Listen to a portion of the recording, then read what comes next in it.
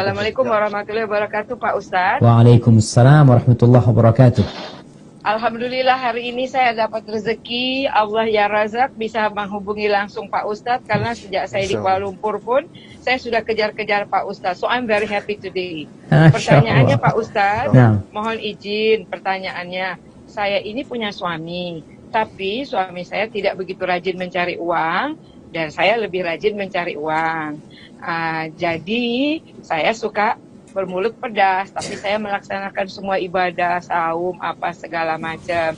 Nah, bagaimana caranya supaya Allah menerima ibadah saya, dan bagaimana ya? Karena kan saya manusia, jadi saya baru belajar, baru hijrah Pak Ustadz. What should I do? Apa yang harus saya lakukan supaya Allah ridho pada saya? Karena kan pusing Pak Ustadz, kalau kita perlu uang kita sedikit. Nah, mungkin karena pemahaman agama saya tidak bagus. Terima kasih Pak Ustadz, itu saja yang saya ingin jawab. Tapi saya pikir bukan hanya untuk saya ini. So many women pasti juga menginginkan jawaban, tapi they don't want to asking. Sementara saya alhamdulillah berani bertanya. Alhamdulillah. Masya Allah, barakallah fiik. Siap Ibu. Masya Allah jamaah, ya. Ini mungkin betul nih katakan Ibu tadi. Apalagi di masa sekarang ini banyak perempuan-perempuan yang mungkin pintar cari uang ya. Suaminya mungkin punya kelemahan di sisi penghasilannya, sehingga hal itu menyebabkan kondisi rumah tangga itu nggak damai gitu. Kepemimpinan yang seharusnya ada di suami, terkadang mungkin ada kudeta dari istri mengkudeta suami, dia yang jadi pemimpin. Karena dalam pandangan dia, aku yang bisa cari uang. Ahibatifillah. Yang pertama buat para lelaki, Allah Azza wa Jalla mengangkatmu sebagai pemimpin. Ar-rijalu qawwamuna 'alan nisa. Laki-laki itu diangkat menjadi pemimpin. Allah yang menetapkan. Karena apa? Karena dua hal. Bima faddalallahu ba'dahum 'ala ba'd. Karena memang Allah lebih mengutamakan laki-laki dari sisi kemampuan dia untuk menjadi pemimpin. Hak cerai ada di tangan dia. Dia menikah tanpa dengan wali. Itu aturan yang Allah bikin. Tapi perempuan harus dengan wali. Perempuan tidak bisa menceraikan dirinya kecuali dia gugat cerai.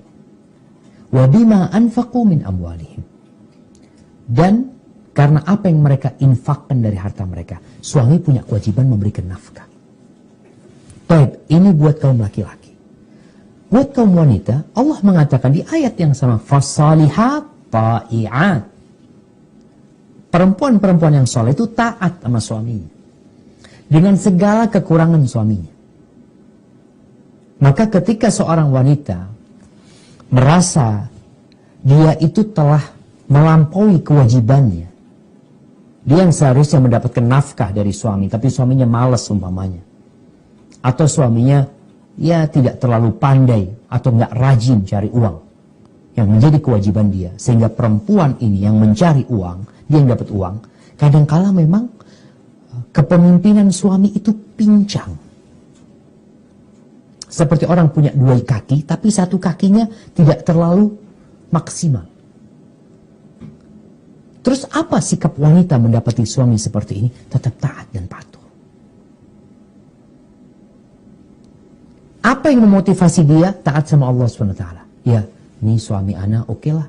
Dia mungkin dia punya banyak kekurangan, tapi Allah tetap menjadikan dia pemimpin. Yang namanya pemimpin dengan segala kekurangannya. Kita tuh kadang-kala di sebuah perusahaan, ya kita dapat atasan, ya Allah, kita merasa kita lebih pintar dari dia.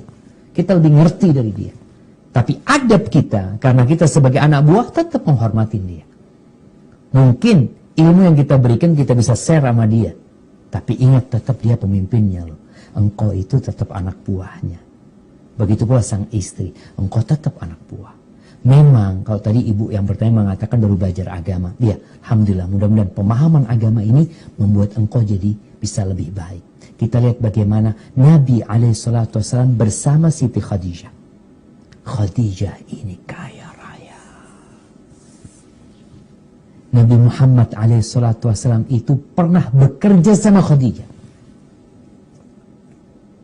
Tapi apa kata Nabi memuji Khadijah radhiyallahu ta'ala anha? Khadijah itu membuat aku masuk di dalam hartanya. Artinya udah kayak miliknya Nabi alaihi salatu wassalam. Maka jadilah engkau perempuan yang berharap surga. Suamimu surgamu atau nerakamu. Engkau punya kewajiban taat dan patuh sama dia. Dia punya kekurangan-kekurangan. Ya udahlah, itu jadi ladang pahala buat engkau menyempurnakannya. Di masa Nabi SAW juga ada sahabat-sahabat yang mungkin tidak pandai cari uang. Ada. Seperti Abdullah bin Mas'ud radhiyallahu anhu. Istrinya namanya Zainab. Zainab ini punya pekerjaan di rumah, menenun, mengapa. Dari hasil itu dimakan sama keluarga. Karena suaminya kerjanya serabutan, kadang-kala dapat, kadang-kala nggak dapat, artinya nggak cukup penghasilan suami. Istri bantuin suami. Suatu hari istrinya ini hadir di majelis Nabi SAW. Nabi nyuruh perempuan banyak-banyak sodakoh. Maka pulang dari kajian, ini manfaat ilmu.